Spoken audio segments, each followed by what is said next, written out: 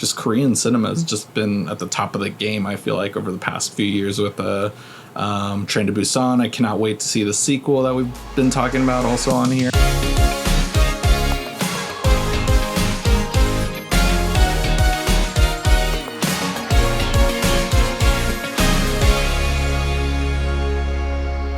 Drive-by movies, you're watching Fresh releases. My name is Blaise. And I'm James. And this week, we're going to be talking about Gonjiam Asylum. 곤지암에서 귀신 본 사람들이 다 소리 듣는다 그러잖아. 맞아. 이거 나올 것 같아. 그치. 이야기 진짜 누가 있다. 우리 나가야 돼. 빨리 내려가자. 빨리 나가야 된다고. 지현아.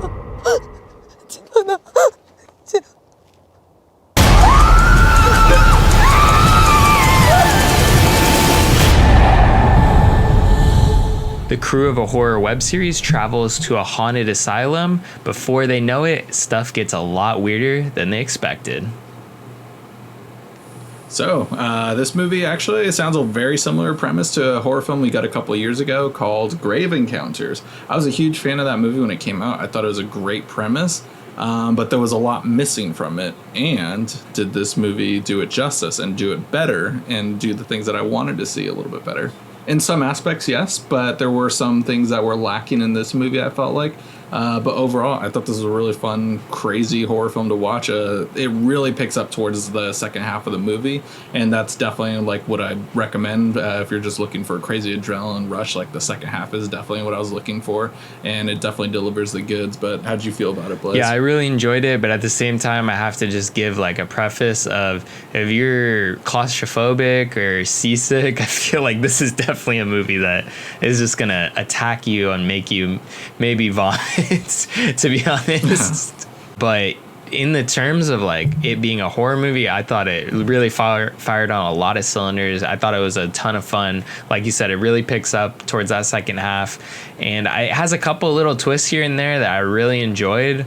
And I think it's a good like popcorn movie. It's fun. Like it definitely isn't exploring like the asylum as much, especially from our perspective. We don't really know about this asylum, but it is one of the top 10 most haunted places in the world. So one thing I definitely wanted to bring this in was, I guess, like, because it's a little bit more of a modern take to where live streaming is a big thing, especially with like Twitch. And I mean, essentially, even though I feel like we're twitching right now just because we're shooting with our webcams versus what we normally shoot if you watch any of our other drive-by videos. Yeah.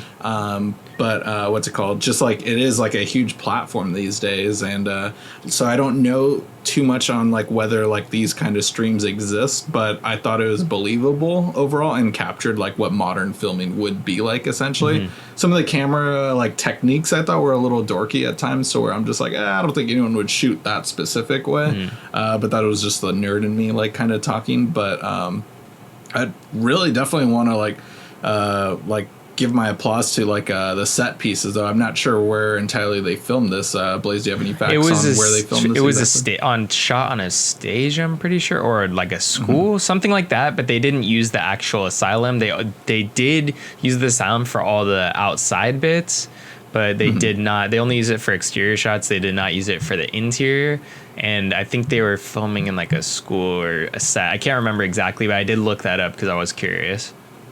Cool, right on. No, I mean, so I don't know too much about the real life hauntings of this place, but all of it seemed believable.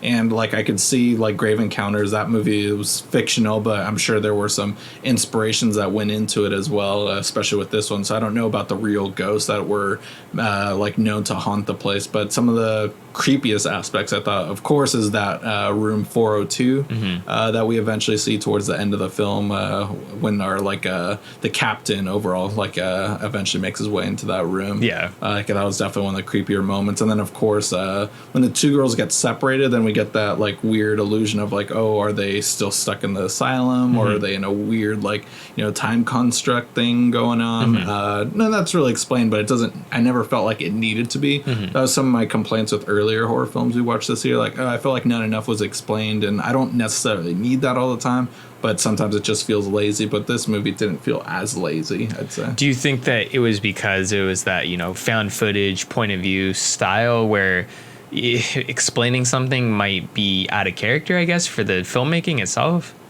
I guess, yeah, that's true. Yeah, I know we're treated like we're a legitimate live streaming audience to where like you're watching because you're genuinely interested in this stuff. Why else would you be watching this live stream? Yeah. I mean, technically this is found footage and stuff. And one trope I always hate with found footage movies is when we get a scene where the cameraman puts the camera down and walks in front of it and has a conversation with someone. What filmmaker does that? Like, no one does. You're like, like footage is like your hard drives like run out quickly, and that's a lot of memory you're wasting. Nobody films that way, and it's just literally to get everything. Yeah, I know. It's literally just there to make the film go from point A to point B. Yeah. There's none of that here.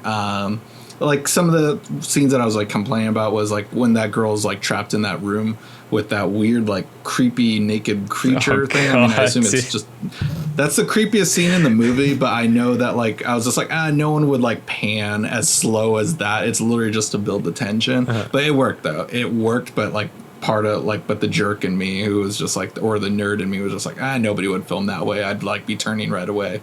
Man, yeah, when she kept like trying to open the door and then like turning around.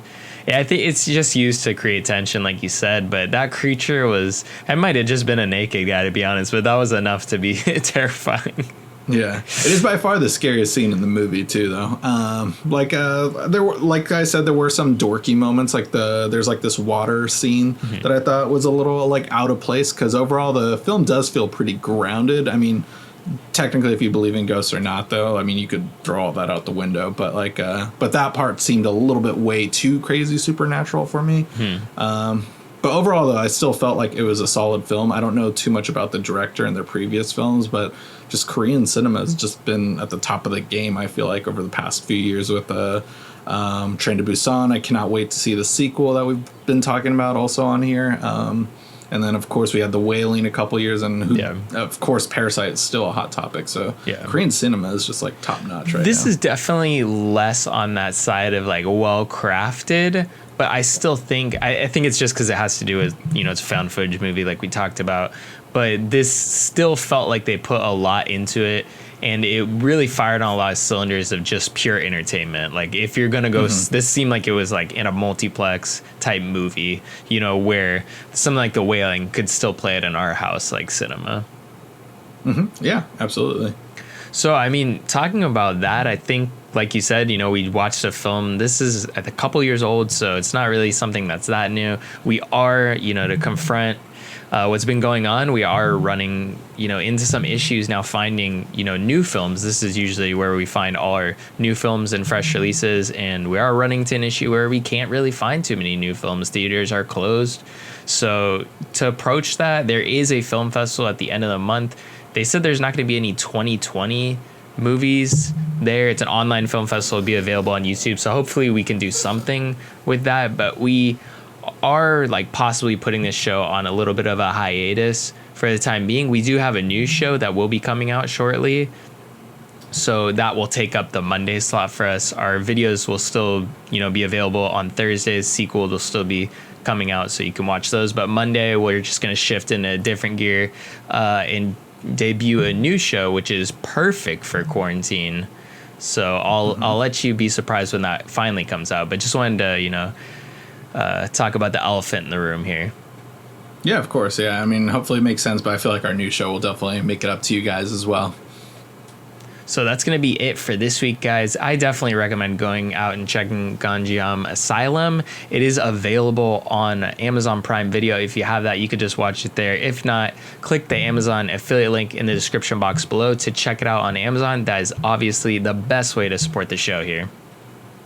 And after doing that, leave a comment and let us know what you thought about the movie. Please like our video also. That's a big, huge support to our videos.